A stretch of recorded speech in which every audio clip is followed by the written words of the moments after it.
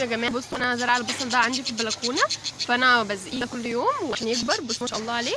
بصوا انا زارعاه في البلكونه وقولوا لي رايكم ايه يعني، وعايزين تعرفوا ازاي زرعته ابعتوا لي في الكومنت، وانا ان شاء الله باذن الله هقول لكم ازاي زرعته بطريقه بسيطه جدا وخليت الزراعه تكبر في فتره قصيره جدا يعني، وكل يوم بسقيها وبتعمل معايا يعني. انا لما بحتاج بصل بروح اخد من البلكونه على طول، مش بحتاج ان انا اروح اشتري بصل اخضر ولا اي حاجه.